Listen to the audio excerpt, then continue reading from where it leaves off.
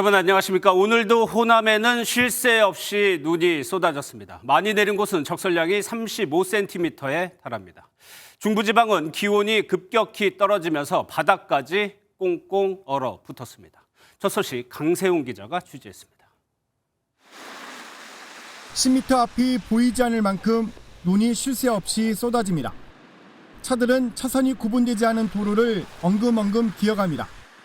주민들은 이른 아침부터 눈을 치워보지만 눈은 그칠 줄 모릅니다. 산과 들녘도 온통 하얀색으로 변했습니다. 전북 군산에는 35cm의 폭설이 쏟아졌고 광주 전남에도 20cm 안팎의 눈이 내렸습니다. 전남 광주 지역이 요즘 가뭄으로 인해서 많이 물 부족 현상이 발생을 했는데요. 그나마 눈이 많이 오니까 좀 다행이긴 하지만 그래도 생활하는 데는 좀 불편한 감이 있습니다. 광주 도심은 제설 작업이 제때 이루어지지 않아 운전자들이 큰 불편을 겪기도 했습니다. 주택가 도로에서는 눈길에 미끄러져 보행자가 다치는 낙상 사고도 이어졌습니다. 택시를 잡아도 1시간 동안 잡히지 않고 있고 이제 장사도 해야 되는데. 설악산의 아침 최저 기온이 영하 23도까지 떨어지는 등 중부지방은 최강 한파가 몰아쳤습니다. 마치 남극처럼 보이는 이곳은 충남 서산 앞바다입니다. 기록적인 한파가 바다까지 꽁꽁 얼게 한 겁니다. 어선들은 얼음에 갇혀 오도 가도 못하는 신세가 됐습니다. 이렇게 한파가 지속적으로 박친다면은 우리가 조업 보는데 참 차질이 많이 생기고. 강추위 속에서도 제철을 맞은 스키장은 스키어들로 북적였고 전국 유명산에도 등산객들이 찾아 겨울 정취를 만끽했습니다. MBN 뉴스 강세훈입니다. 제주도 마찬가지입니다. 폭설과 강풍이 몰아치며 제주도의 하늘길과 뱃길이 막혔습니다. 항공기 결항이 속출하면서 공항은 육지로 나가기 위해 비행기표를 구하려는 승객들로 하루 종일 북새통을 이뤘습니다. 이 소식은 KCTV 문수희 기자가 보도합니다. 사람들로 발 디딜 틈 없는 공항 대합실. 항공사 창구마다 대체 항공편을 구하려는 이용객들로 북적입니다. 10시 35분 비행기 티켓 예매했었는데 지금 결항돼가지고 계속 대기하고 있어. 스케줄 다 꼬였으니까 일단 어쩔 수 없죠. 지금 비행기가 뜨지 못하고 있는 상황이니까. 예약이 안 돼서 한 이틀 정도 더 있어야 될 것 같아요. 숙소를 다시 잡고 이틀은 어떻게든지 딴 데라도 있든가 버텨봐야죠. 기상특보가 발효되며 제주를 잇는 항공기 100여 편이 결항됐습니다. 폭설로 인한 항공기 결항 지연편이 속출하면서 제주공항에는 발이 묶인 이용객들로 인산인해를 이루고 있습니다. 해상에도 풍랑특보가 발효돼 제주를 잇는 배편이 모두 끊겼습니다. 제주 전역에 대설특보가 발효되며 산지는 물론 해안가까지 많은 눈이 내렸습니다. 삼각봉과 사제비 등 산지에는 30cm가 넘는 눈이 내려 한라산 입산이 전면 통제됐고 가시리와 유수암 등 중산간에는 10cm가량의 적설량을 보였습니다. 해안가에도 제주시 1.2cm, 서귀포시 7.9cm의 눈이 내려 쌓였습니다. 폭설로 도로 통제도 잇따랐습니다. 길이 많이 미끄러워요. 네, 체인하고 하셨으니까 이제 안전하게 무리해서 가지는 마세요. 눈길에 교통사고나 차량 고립, 넘어짐 사고도 속출했습니다. 올겨울 들어 가장 강한 한파로 제주섬이 꽁꽁 얼어붙었습니다. KCTV 뉴스 문수입니다. 서울 위례신도시에서는 이 한파에 정전이 발생해 4,000세대의 전기가 끊겼습니다. 길게는 2시간, 난방과 수도가 끊기면서 주민들이 큰 불편을 겪었습니다. 또 올겨울 들어 처음으로 서울에 수도 계량기 동파 경계 단계가 발령됐습니다. 정설민 기자가 취재했습니다. 서울 송파구 위례신도시. 오늘 낮 1시 10분쯤 일대 6개 아파트 단지의 4천여 세대에서 갑자기 전기 공급이 끊겼습니다. 짧게는 15분, 길게는 2시간 만에 전기가 복구됐지만 한파특보 속 난방과 수도 시설이 작동을 멈추면서 주민들이 큰 불편을 겪었습니다. TV가 다 되고 전원이 다 싹 나가더라고요. 놀랐죠? 쉬는데 갑자기 그래서 놀랐죠. 갑자기 꺼지니까 추워져서 그냥 겉옷을 입어야 될 정도로 그래서 겉옷을 입었습니다. 승강기 안에 갇힌 주민 신고도 4건이나 있었습니다. 한국전력은 아파트 6개 단지와 이어진 한전솔로에 문제가 발생한 것으로 보고 정확한 사고 원인을 조사하고 있습니다. 크게는 한전 설비 쪽 문제, 기계적인 문제, 내지는 그쪽에 이제 건축 공사 현장이 또 2군데나 있어요. 어젯밤 경남 합천에서는 SUV 차량이 눈길에 미끄러져 건물을 들이받으면서 50대 운전자 1명이 숨지고 탑승자 4명이 다쳤습니다. 한편 서울시는 올겨울 처음으로 수도 계량기 동파 경계 단계를 발령했는데 오늘 하루에만 계량기 동파 신고 49건이 접수됐습니다. MBN 뉴스 정설민입니다. 지난 한 달 동안 잠잠했던 북한이 오늘 동해상으로 탄도미사일 2발을 발사했습니다. 그런데 이번 미사일이 이전과는 다르다는 분석이 나왔습니다. 한미 감시망을 피해서 기습 타격이 가능한 고체 연료 엔진 미사일일 가능성이 제기됐습니다. 최은미 기자입니다. 북한이 평안북도 동창리 일대에서 동해상으로 탄도미사일 2발을 발사했습니다. 지난달 18일 대륙간 탄도미사일 ICBM을 발사한 지 한 달 만입니다. 발사한 미사일은 단거리 탄도미사일 SRBM보다 비행거리가 긴 준중거리 탄도미사일 MRBM으로 추정됩니다. 발사 원점이 이틀 전 고출력 고체 연료 ICBM 실험에 성공한 동창리 일대라는 점에서 처음으로 고체 엔진을 적용한 시험 발사일 가능성이 제기됩니다. 고체 연료를 사용하면 연료를 주입하는 과정이 필요 없어 한국과 미국의 사전 탐지를 피해 기습 타격할 수 있습니다. 오늘 발사한 이제 탄도미사일이 고체일 가능성도 상당히 높고 기존에 있는 준중거리 탄도미사일을 개량했을 가능성도 있습니다. 이번 도발은 일본이 최근 적의 미사일 기지를 공격할 수 있는 반경 능력을 확보하는 안보 전략을 채택한 것에 대한 반발이라는 분석도 나옵니다. 일본 정부는 발사된 2발의 미사일 모두 일본 배타적 경제 수역 밖에 떨어진 것으로 보인다며 발끈했습니다. 이어 절대 용납할 수 없다면서 중국의 베이징 대사관 루트를 통해 북한에 항의했다고 밝혔습니다. MBN 뉴스 최은미입니다. 북한이 발사한 미사일에 대해서 좀 더 알아보겠습니다. 정치부 황재현 기자 나와 있습니다. 어서 오세요. 네. 이번 발사에서 가장 주목되고 관심이 있는 건 북한이 과연 고체 엔진을 썼느냐거든요. 어떻습니까? 네, 지난 15일이었죠. 이 평안북도 동창리에서 김정은 위원장 참관 아래 신형 고체 연료를 사용하는 신형 미사일 엔진의 지상 분출 시험을 했다. 이렇게 북한이 발표한 바 있습니다. 예. 이 북한이 발표한 엔진 추력의 수치는 140톤 포스, 그러니까 기존 ICBM인 화성 17형과 맞먹는 수준이었습니다. 때문에 오늘 이 시험 사흘 만에 동창리에서 미사일 발사를 했다는 소식이 들렸을 때 해당 신형 고체 연료 엔진을 쓴 게 아니냐 이런 전망이 바로 나왔었습니다. 그렇죠. 앞선 보도를 보셨듯이 일단 오늘 미사일은 사거리 1000km에서 3000km 사이를 비행하는 준중거리 탄도 미사일이고 신형 고체 엔진이 사용됐는지는 군이 분석 중이다라면서 단정하지 않았습니다. 예. 하지만 이 추력을 온전히 다 쓰지 않는 식으로 이 신형 엔진의 연료의 양을 일부러 조금 줄여서 제대로 작동하는지만 확인하기 위해 미사일을 쐈을 수 있기 때문에 충분히 신형 고체 엔진을 사용했을 가능성은 남아있다고 볼 수 있습니다. 북한이 발사를 하면 다음 날 북한 매체들이 일제히 발표를 합니다. 여기서 이 신형 고체 엔진을 썼다 이렇게 확정 발표를 하면 지금까지는 단거리 미사일과 잠수함 탄도 미사일 같은 곳에서만 고체 연료 엔진을 써 왔었거든요. 예. 새롭게 이 준중거리 이상 장거리까지도 될 수 있는 이 미사일 개발의 신호탄 이렇게 해석이 될 수 있기 때문에 한미가 주목할 것으로 보입니다. 전문가 발언 들어보겠습니다. 신속성, 엄밀성 그런 차원에서 한 차원 높은 엔진 연료를 볼 수 있고 임의 시간, 임의 장소 언제든지 발사하기 때문에 우리 측의 그 킬체인을 무력화시키는 데 충분하다. 미사일 발사에서 중요한 재원이 사거리하고 고도라고 할 수 있는데 이례적으로 우리 군이 이번에는 고도를 밝히지 않았어요. 그렇습니다. 일부러 밝히지 않았습니다.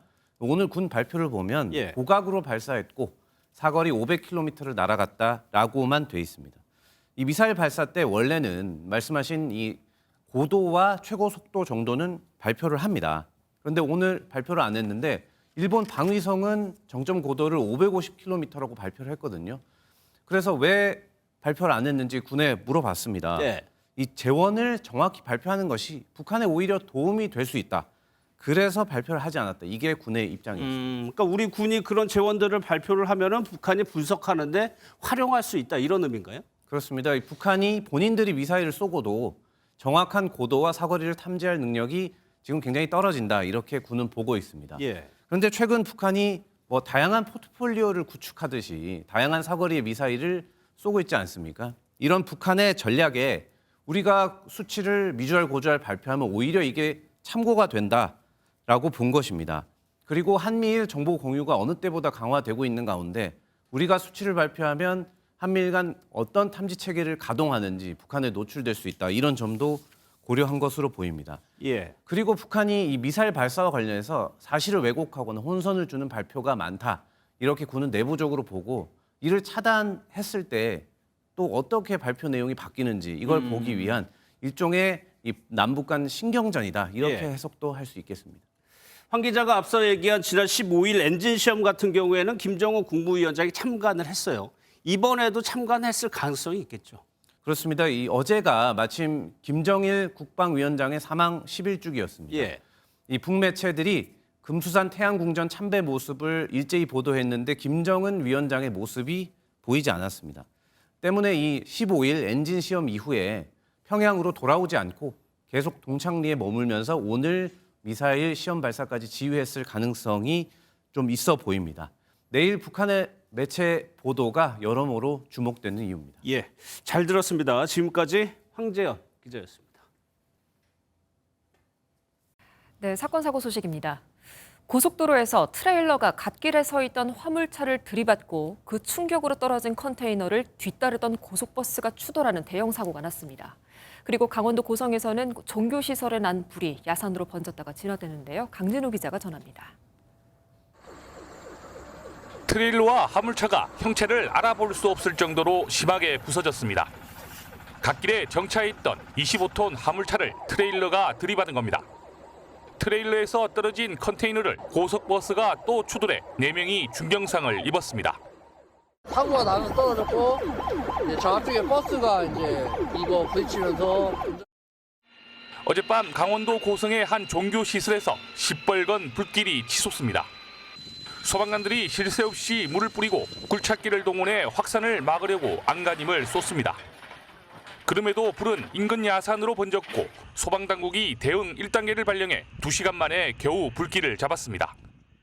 허가는 종교 집회장으로 돼 있어요. 뭐 다 대피한 상태로 돼 있어서 몇 분이 계셨는지는 확인이 안 되고요. 오늘 오전 7시쯤 부산 기장의 한 주거용 비닐하우스에서 불이 나 1시간 40분 만에 꺼졌습니다. 이곳에 살던 70대 남성이 대피 중에 다쳤는데 경찰은 자세한 화재 경위를 조사하고 있습니다. MBN 뉴스 강진우입니다. 이태원 참사 유가족들이 마련한 이태원 시민합동 분향소에는 추운 날씨에도 시민들의 조문이 이어지고 있다는 소식입니다. 분향소에 나가 있는 취재기자 연결해서 소식 들어보겠습니다. 자, 길기범 기자, 오늘 굉장히 추운 날인데 추모객들이 많았다고요? 네, 저는 이태원 참사 희생자 시민합동 분향소에 나와 있습니다. 추운 날씨 속에서도 추모객들이 드문드문 찾으면서 오늘만 400여 명이 넘게 다녀갔다고 분향소 관계자는 밝혔습니다. 추모객들은 영정사진 곁에 핫팩을 놓아주거나 뜨거운 음료 등을 놓으며 희생자들에게 조금이나마 온기를 보탰습니다. 많은 또래 친구들이 희생된 사건인데 사건 지나고 나서 금방 잊혀지는 것 같기도 하고 제대로 된 사건의 경위나 이런 게 밝혀지는 것 같지도 않고 해서 내 가족들이 얼마나 고통스러울까 그 생각을 하면서 왔고요. 노력하고 좀 기억하려고 하고 어떤 문제나 부족함 이런 것들을 더 채우려고 하는 의도적인 노력이 필요하다고 생각해서 왔습니다. 지난 16일 희생자들의 사식 구제를 끝낸 유가족들은 조만간 협의를 통해 분향소 운영 기간을 결정할 예정입니다. 네, 그리고 경찰청 특별수사본부의 수사 진행 상황도 전해주시죠. 네, 특수본은 이르면 내일 주요 피의자들에 대한 구속영장을 신청할 전망입니다. 구속영장이 한 차례 기각된 이임재 전 용산경찰서장을 비롯해 박희영 용산구청장 등이 대상인데요. 특수본은 이전 서장에 대해서는 참사 전후 적절한 조치를 하지 않아 인명피해를 키운 혐의뿐 아니라 현장 도착 시간을 허위로 기재하는 등 보고서 조작 혐의도 적용할 것으로 보입니다. 또 박희영 용산구청장 등 구청 간부 3명에 대해서도 안전사고 예방 대책 마련에 소홀했던 혐의 등으로 구속영장을 신청할 계획입니다. 특수본은 휴일 동안 주요 피의자나 참고인 소환 조사 대신 신병 처리에 필요한 법리 검토에 주력하고 있는 것으로 알려졌는데요. 특수본이 1차 책임자들의 신병을 확보하고 윗선 수사로 향할 수 있을지를 판단하는 분수령이 될 전망입니다. 지금까지 이태원 참사 희생자 시민합동 분향소에서 MBN 뉴스 길기범입니다. 네, 여야 원내대표와 추경호 경제부총리가 어제 오늘 이어서 만났습니다만 예산안 최종 합의를 이루지 못했습니다. 법인 세율을 놓고 그리고 경찰국과 법무부 인사정보관리단 예산을 두고서 입장차를 보이고 있습니다. 김태림 기자입니다. 김진표 의장이 못 박은 예산안 협상 기한을 앞두고 주말에도 여야 원내대표의 접촉이 이어졌습니다. 하지만 간격은 좁혀지지 않았습니다. 대부분 의견 접근을 본 상태이고 법인세 인하 문제와 그다음에 경찰국 인사정보관리단 예산 문제에 관해서만 여전히 아직도 의견을 좁히지 못하고 있는 그런 상태입니다. 최대 쟁점인 법인세에 대해 국민의힘은 정부가 원래 요구한 3%포인트에 준하는 인하가 있어야 한다는 입장을 굽히지 않았습니다. 또 경찰국과 법무부 인사정보관리단의 예산 합의가 안 되면 예비비로 편성하자는 중재안에 대해서도 부정적인 반응입니다. 민주당은 중재안 수용을 촉구했습니다. 민주당 입장에서는 의장 중재안이 최종적인 것으로 제시가 된 만큼 이제는 좀 정부 여당이 받아들여 달라 이렇게 저희가 계속 좀 요청을 하고 있는 상황입니다. 만일 내일까지 여야가 협상 타결을 하지 못하면 법정 시한이었던 2일, 정기국회 종료일인 9일, 김 의장이 제시했던 시한인 15일에 이어 네 번째 협상 시한을 넘기게 됩니다. MBN 뉴스 김태림입니다.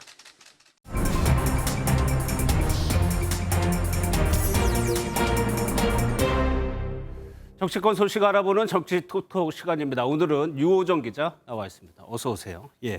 예산안이랑 국정조사가 연계되면서 이태원 참사 국정조사 가동 안 되고 있었거든요. 그래도 일단 국정조사는 시작한다면서요. 네, 맞습니다. 예산안 협상 상황을 지켜보던 우상호 국정조사 특위위원장이 휴일인 오늘 기자회견을 열었는데요. 내일부터 국정조사 특위 가동하겠다고 밝혔습니다.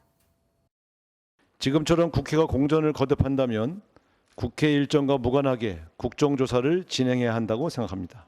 19일 월요일 오전에는 국조특위 전체 회의를 열어 본조사 일정과 증인을 채택하겠습니다.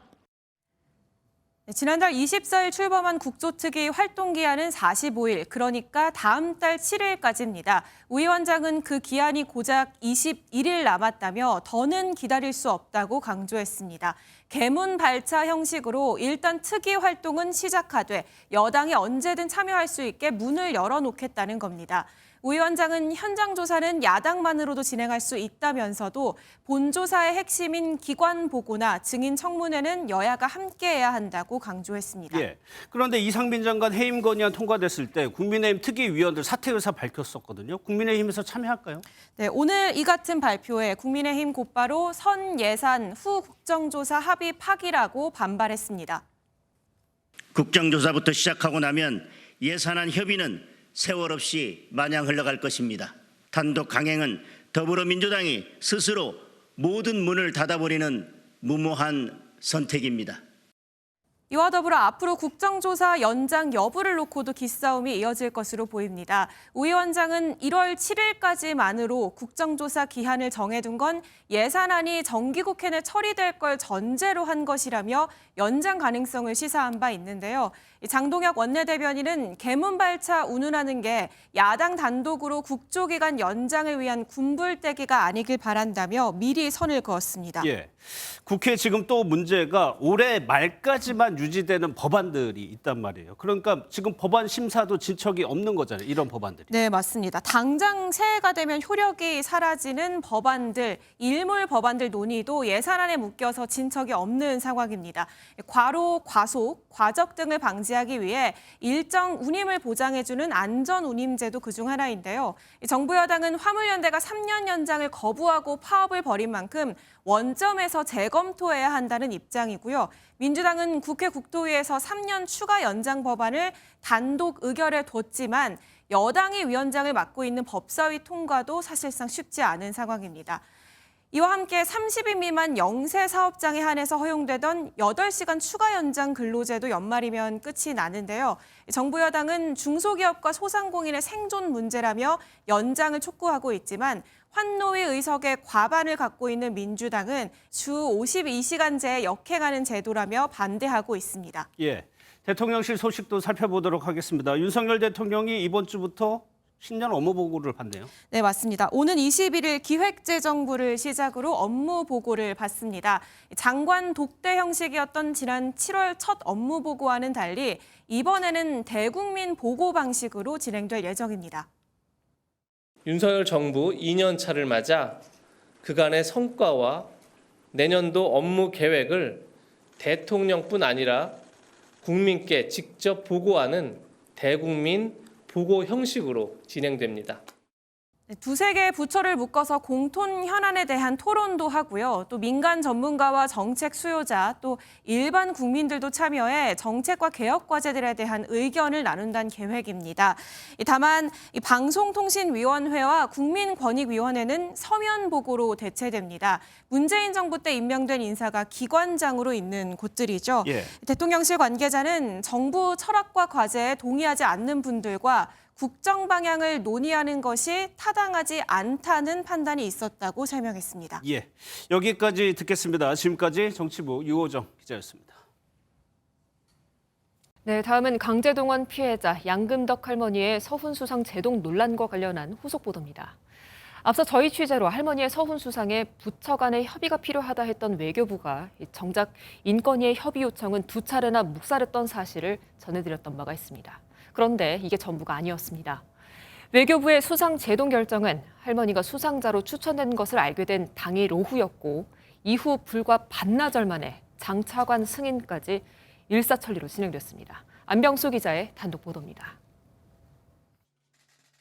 양금덕 할머니가 지난 9월 박진 외교부 장관에게 전달한 자필 편지입니다.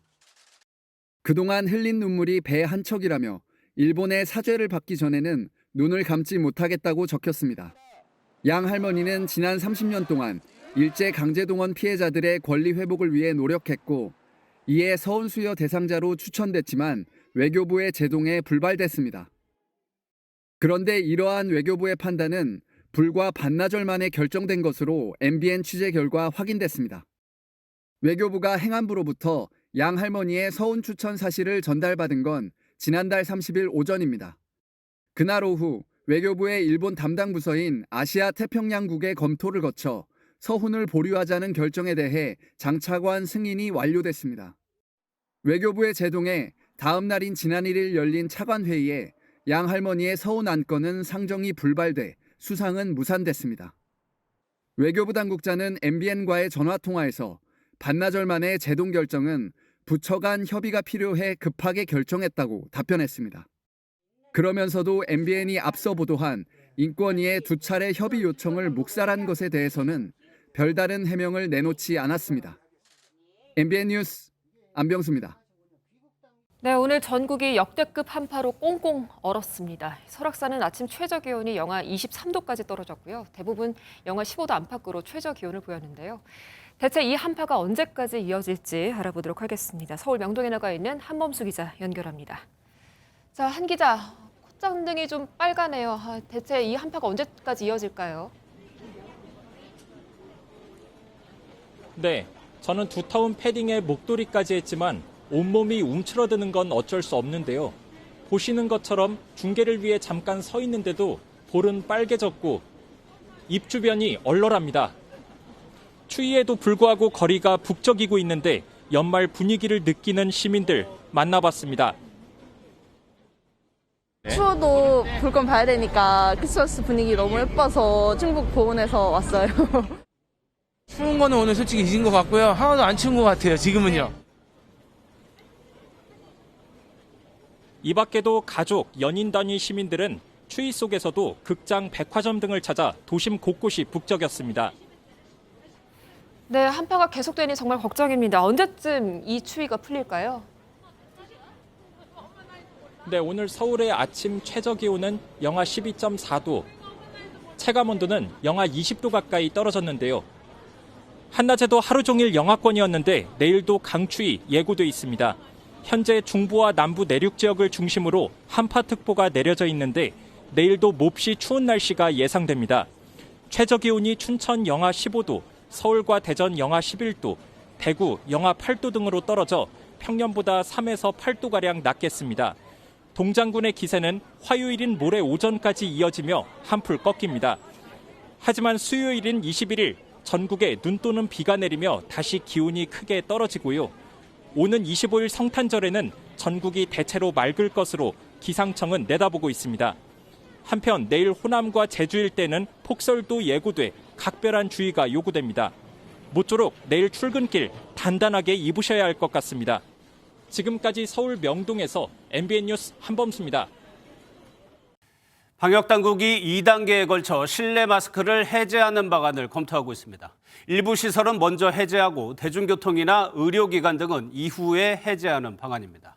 설 전 해제 가능성도 나오지만 최근 늘고 있는 위중증 환자 수가 변수입니다. 김민수 기자가 보도합니다. 중앙방역대책본부는 이번 주 실내 마스크 착용 의무 2단계 해제 방안 논의에 들어갑니다.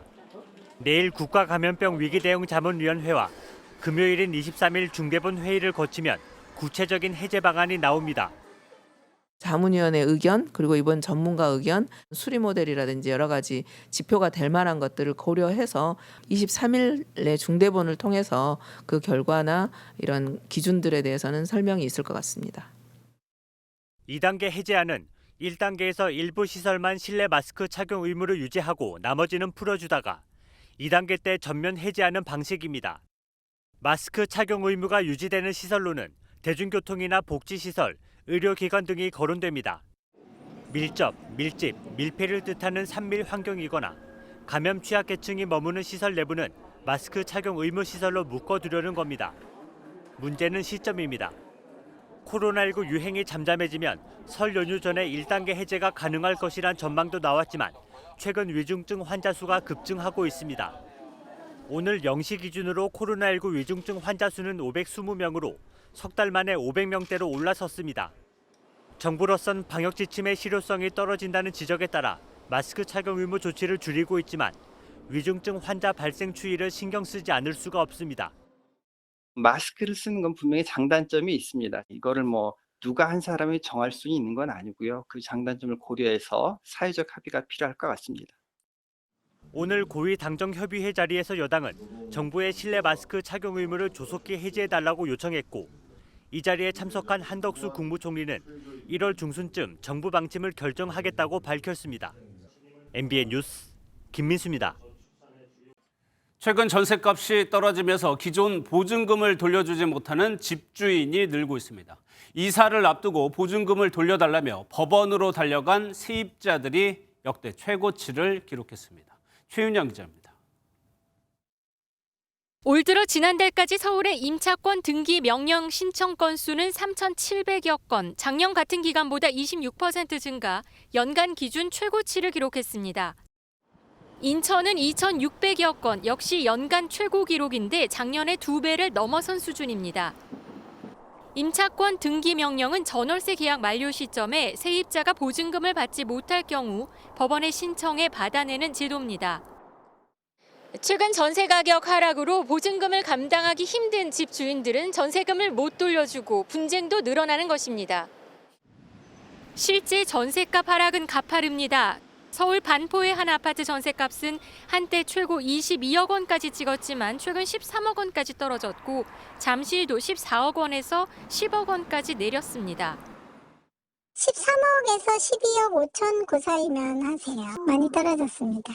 작년 겨울 비슷한 시기 1년 전쯤에도 20억 정도는 했었죠. 너무 단기간에 많이 내려와서요. 매매 물건의 전세 전환으로 전세 공급량은 오히려 증가하고 고금리의 전세 수요는 월세로 움직이면서 전세값이 내려가는 것입니다. 전세값 하락은 매매값 하락에 또 다른 압력으로 작용할 수 있어 침체된 부동산 시장은 더 부담스러워 보입니다. MBN 뉴스 최윤영입니다. 이란에선 지금 히잡 착용을 반대하는 반정부 시위가 계속되고 있습니다. 이란 정부는 무차별적인 유혈 진압과 공개 처형 방식으로 강경하게 대응을 하고 있는데요. 이번에는 반정부 시위를 지지한 이란의 국민 여배우를 체포했다는 소식입니다. 고정수 기자입니다. 지난달 이란 배우 타란의 알리두스티는 착용이 의무화된 히잡을 벗은 사진을 SNS에 올렸습니다. 손팻말에 쓰인 문구는 여성, 생명, 자유. 칸 영화제를 누비며 아카데미상을 탄 영화의 주인공인 배우가 이란 내 반정부 성격인 히잡 반대 시위에 연대를 표한 겁니다. I think Iranian society is already in the spotlight because of all the events that is going around in the world, which is probably not bad. 이란 현지 언론은 이같이 정부를 비판해온 알리두스티가 허위 정보를 게시하고 사회 혼란을 조장한 혐의로 체포됐다고 보도했습니다. 영국 가디언은 최근 이란 당국이 젊은 세대의 서양 가치관을 주입한다고 판단되는 유명 인사들을 목표로 체포하고 있다고 평가했습니다. 히잡을 느슨하게 썼다는 이유로 체포된 20대 여성의 의문사에 고문 의혹이 제기되며 촉발된 시위는 석 달 넘게 계속되고 있습니다. 그럼에도 이란 정부는 그간 시위대를 유혈 진압하고 공개 처형을 강행해 유엔과 유럽연합 차원의 제재도 이뤄졌습니다. MBN 뉴스 고정수입니다. 내년부터 서울 경기 광역버스 33개 노선의 출퇴근 시간대 운행 횟수가 순차적으로 늘어납니다. 출퇴근 시간대 좌석 4천여 석이 추가되는 것으로 국토교통부는 수도권 광역버스 입석 대응 협의체를 열고 서울시, 경기도와 광역버스 증차에 합의했다고 밝혔습니다. 이번 증차 결정으로 전세버스 28대, 정규버스 30대가 추가로 투입됩니다. 휴일인 오늘 충청과 호남, 제주를 중심으로 많은 양의 눈이 퍼붓듯 쏟아졌습니다. 제주 많은 곳에서는 30cm가 넘었는데요. 현재 이들 지역에 대설특보가 발효 중인 가운데 오후 6시를 기점으로 1cm 미만의 눈이 내리는 곳이 있습니다. 한두 시간 내에 서해안을 중심으로 다시 눈바람이 강해질 것으로 보여서 주의가 필요하겠습니다. 내일 아침까지 충청과 호남, 제주 많은 곳에서는 최대 8cm, 그밖에 경기 남부와 경북 서부, 경남 서부 내륙에는 1cm 안팎 또는 눈발이 예상됩니다.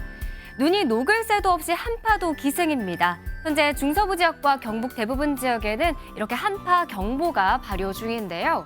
오늘 서울의 아침 기온은 영하 12도 안팎까지 뚝 떨어졌습니다. 찬바람에 체감추위가 영하 20도에 육박한 곳도 많았는데요. 내일과 모레 오늘만큼은 아니겠지만 여전히 평년 기온을 밑돌며 동장군이 기승을 부리겠습니다. 주 중반부터는 평년 기온을 웃돌며 서울의 아침 기온은 0도, 낮 기온 4도 안팎까지 오르겠습니다. 중부지방 구름이 많겠고요. 수원과 세종은 영하 12도, 춘천의 아침 기온은 영하 15도까지 곤두박질하겠습니다. 눈이 내린 곳에서는 그대로 얼어 빙판길이 우려스럽습니다. 보행이나 교통안전에 특히 신경 써주셔야겠습니다. 강릉의 아침 기온은 영하 8도, 낮 기온은 2도 보이겠습니다. 주중반 잠시 추위가 누그러진 뒤 다시 영하 10도 안팎의 한파가 기승을 부릴 것으로 보입니다. 지금까지 날씨였습니다.